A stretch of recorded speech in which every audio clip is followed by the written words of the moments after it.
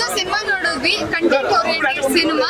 ಇತ್ತೀಚೆಗೆ ಒಂದು ಕೊರತೆ ಇತ್ತು, ಕಂಟೆಂಟ್ ಓರಿಯೆಂಟೆಡ್ ಸಿನಿಮಾಗಳು ಬರ್ತಾ ಇಲ್ಲ ಅಂತ. ಸೊ ನೀವು ಯಾವಾಗಲೂ ಅದಕ್ಕೆ ಪ್ರಿಫರೆನ್ಸ್ ಕೊಡ್ತಾ ಇದ್ದೀರಾ, ಹೇಗೆ ಅನ್ನಿಸ್ತಾ ಇದೆ ಸರ್? ಇಲ್ಲ, ಭಾಳ ಖುಷಿ ಆಯಿತು. ನಾವು ಮೊನ್ನೆವರೆಗೂ ಎಲ್ಲ ಕಡೆ ಪ್ರೀಮಿಯರ್ ಶೋಗಳು ಮಾಡಿದ್ವಿ, ಡೋಂಟ್ ಲಫ್ ಚಾಲೆಂಜ್ ಅಂತ. ಅಲ್ಲೆಲ್ಲ ಭಾಳ ಚೆನ್ನಾಗಿ ಆಡಿಯನ್ಸ್ ಬಂದು ಭಾಳ ಅದ್ಭುತವಾಗಿ ಎಂಜಾಯ್ ಮಾಡಿ ರಿಯಾಕ್ಷನ್ ಕೊಟ್ಟೋಗಿದ್ರು. ಸಿಂಗಲ್ ಸ್ಕ್ರೀನಲ್ಲಿ ಹೆಂಗಿರುತ್ತೆ ಅನ್ನೋ ಒಂದು ಭಾಳ ಕ್ಯೂರಿಯಾಸಿಟಿ ಇತ್ತು. ಅದಕ್ಕೆ ಇವತ್ತು ಬೆಳಗ್ಗೆ ಅರ್ಲಿ ಮಾರ್ನಿಂಗ್ ವೀರೇಶ್ ಥಿಯೇಟ್ರಿಗೆ ಬಂದ್ವಿ ನೋಡೋಕ್ಕೆ. ಇಲ್ಲೂ ಕೂಡ ನಮ್ಮ ನಮ್ಮ ಹುಡುಗರು ಬಹಳ ಚೆನ್ನಾಗೆಲ್ಲ ಎಂಜಾಯ್ ಮಾಡ್ತಾ ಇದ್ದಾರೆ, ಮಜಾ ಮಾಡ್ತಾ ಇದ್ದಾರೆ. ಅದು ಭಾಳ ಖುಷಿ. ಸರ್ ಸಿನಿಮಾದಲ್ಲಿ ಹೀರೋಯಿನ್ ಇಲ್ಲ ಸರ್? ಇದಾರಲ್ಲ, ಗೀತಮ್ಮ ಮತ್ತೆ ನಮ್ಮ ವಿನಯ್ ಪ್ರಸಾದಮ್ಮ ಇದಾರಲ್ಲ. ಮ್ಯಾಚ್ ಆಗೋ ಥರ ಹೀರೋಯಿನ್ ಇಲ್ಲ ಅಂತ ಅದ ನೆಕ್ಸ್ಟ್ ಪಾರ್ಟಲ್ಲಿ ಮಾಡೋಣ. ಹಂಗಾರೆ ಪಾರ್ಟ್ 2 ಬರುತ್ತೆ. ಅದು ಹೇಳಿ ನಿರ್ದೇಶಕರುಗಳು ಹೇಳಿದಾರಲ್ಲ, ನಮ್ಮ ಪೂರ್ಣಚಂದ್ರ ಅವ್ರು ಹೇಳ್ಸಿದಾರಲ್ಲ, ಲ್ಯಾಂಡರ್ ಇಟ್ ಇನ್ ಪಾರ್ಟ್ 3 ಅಂತ. ಸೊ ನೋಡೋಣ.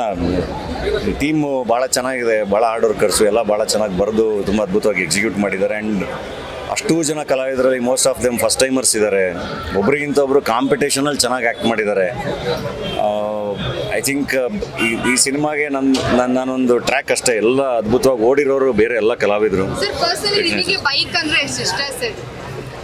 ಯಾರಿಗೆ, ಎಲ್ಲ ಹುಡುಗರಿಗೂ ಬೈಕ್ ಇಷ್ಟ ಅಲ್ವಾ? ಅದರಲ್ಲೂ ತಾಯಿ ಕೊಡಿಸಿರೋದು, ತಂದೆ ಕೊಡಿಸಿರೋ ಬೈಕ್ ಅಂದರೆ ಅದು ಭಾಳ ದೊಡ್ಡ ಎಮೋಷನ್.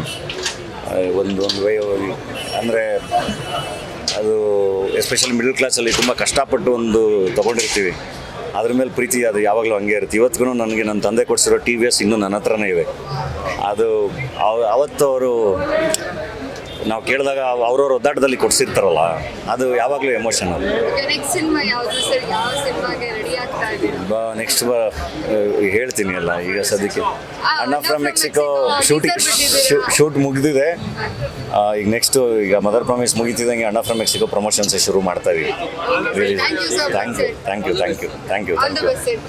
ಸಂಪೂರ್ಣ ನ್ಯೂಸ್, ಇದು ನೊಂದವರ ಧ್ವನಿ.